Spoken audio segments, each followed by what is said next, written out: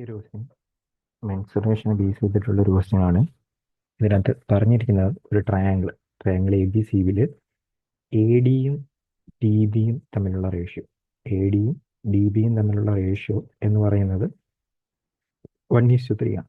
അതേസമയം എയും E F തമ്മിലുള്ള റേഷ്യോ എന്ന് പറയുന്നത് 2:3 ആണ്. ബി എഫും എഫ് സിയും തമ്മിലുള്ള റേഷ്യോ എന്ന് പറയുന്നത് 1:2 ആണ്. Find the ratio of area of triangle D F to area of triangle A B C അതാണ് ചോദിച്ചിരിക്കുന്നത്. അതിനുമുമ്പ് ജസ്റ്റ് ഒരു ഫിഗർ വരച്ചു കഴിഞ്ഞാൽ ട്രയാങ്കിൾ എ ബി സി, അതിനകത്ത് എ ബിയിലെ പോയിന്റാണ് ഡി, അതുപോലെ തന്നെ എ സിയിലെ പോയിന്റാണ് ഇ, അതുപോലെ തന്നെ ബി സിയിലെ പോയിന്റാണ് എഫ്.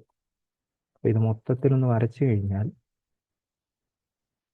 ഇത് D, then E, then F. Okay, then A D is to D B 1:3 എന്ന് പറഞ്ഞു തന്നിട്ടുണ്ട്. A D is to D B 1:3. A E is to E C 2:3 എന്ന് പറഞ്ഞു തന്നിട്ടുണ്ട്. B F is to F C 1:2 എന്ന് പറഞ്ഞു തന്നിട്ടുണ്ട്. ഇത്രയും കാര്യങ്ങളാണ് തന്നിരിക്കുന്നത്. എന്നിട്ട് കണ്ടുപിടിക്കാൻ പറഞ്ഞത് ഈ നടുക്ക് കിടക്കുന്ന ഡി ഇ എഫ് എന്ന് പറയുന്ന ട്രയാങ്കിളിൻ്റെയും വലിയ ട്രയാങ്കിൾ എ ബി സിൻ്റെ ഏരിയ തമ്മിലുള്ള റേഷ്യോ ആണ് കണ്ടുപിടിക്കാൻ പറഞ്ഞത്. അപ്പോൾ ഇതിനു മുമ്പ് ഇതിൻ്റെ നമ്മൾ ബേസ് ആയിട്ടുള്ള തിയറി അറിഞ്ഞു വെക്കണം.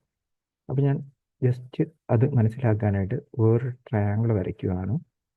ആ ട്രയാങ്കിളിൽ ഞാൻ ഇങ്ങനൊരു ലൈൻ വരയ്ക്കുകയെന്ന് വിചാരിക്കുക. ഓക്കെ, ഇത് A:B എന്ന് പറയുന്ന റേഷ്യോയിൽ കട്ട് ചെയ്തിരിക്കുന്നതെന്ന് വിചാരിക്കുക. ഇത് സപ്പോസ് C:D എന്ന് പറയുന്ന റേഷ്യോയിൽ കട്ട് ചെയ്തെന്ന് വിചാരിക്കുക. അപ്പോൾ വേണമെങ്കിൽ എനിക്ക് ഇപ്പോൾ A:B അതുപോലെ തന്നെ C:D ആണല്ലോ. അപ്പോൾ റേഷ്യോ മാറ്റാനായിട്ട് AX എന്നും BX എന്നും ഫസ്റ്റ് കേസിൽ പറയാം.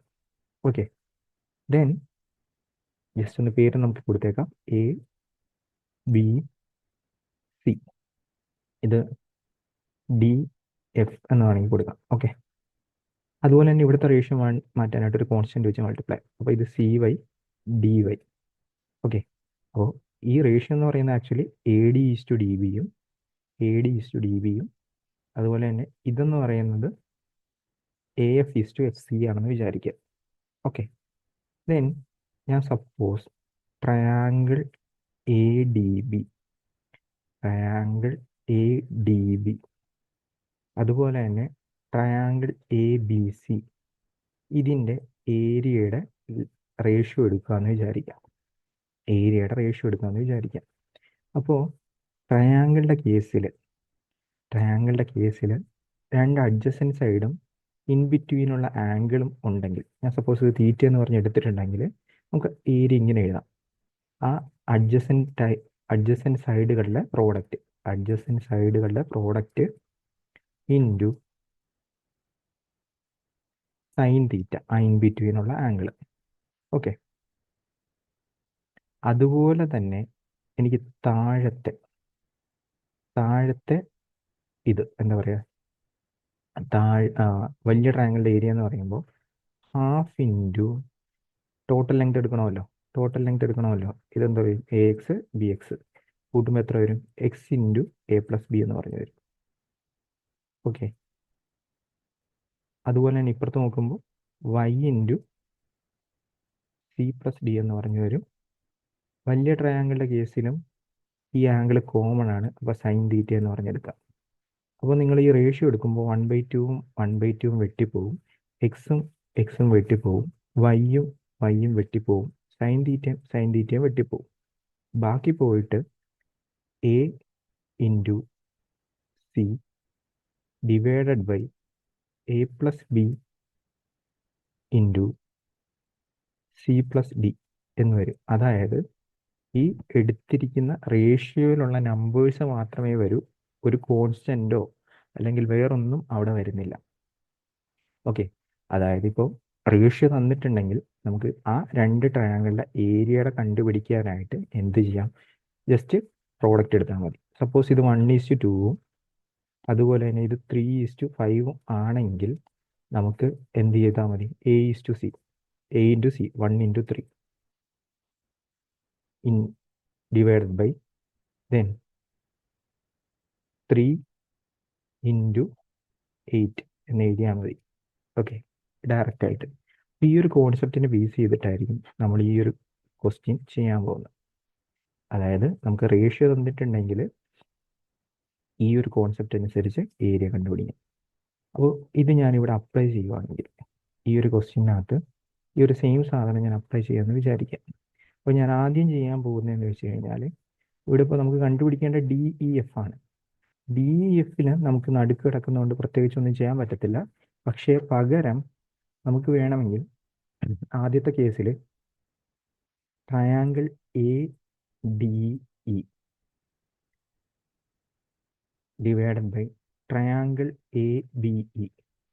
ABC ഇതിൻ്റെ ഏരിയയുടെ റേഷ്യോ നമുക്ക് കണ്ടുപിടിക്കാം. ഇതിൻ്റെ ഏരിയയുടെ റേഷ്യോ കണ്ടുപിടിക്കാം. എങ്ങനെ കണ്ടുപിടിക്കും? 1 into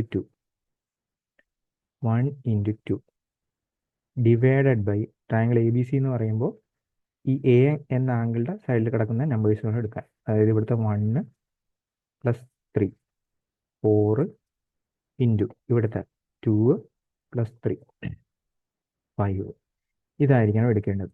ഓക്കെ, ദെൻ ഇത് വെട്ടിക്കളയുമ്പോഴത്തേക്കും 1/10 എന്ന് പറഞ്ഞു വരും. ഇതവിടെ ഇരിക്കട്ടെ.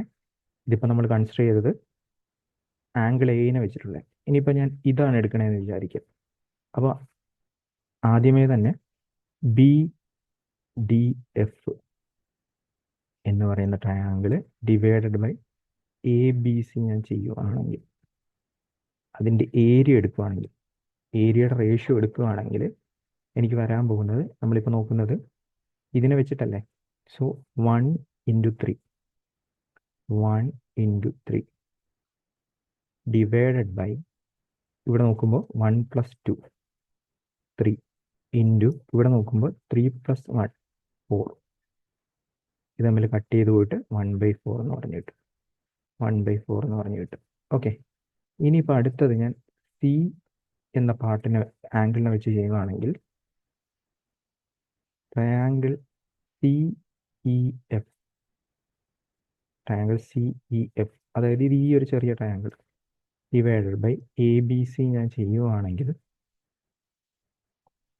CFൻ്റെ അഡ്ജസ്റ്റൻ്റ് ആയിട്ടുള്ള നോക്കുക 2 3 2 into 3 divided by 3 + 2 5 into 2 + 1 3 cut ചെയ്ത് പോയി കഴിയുമ്പോൾ 2/5 എന്ന് പറഞ്ഞു വരും.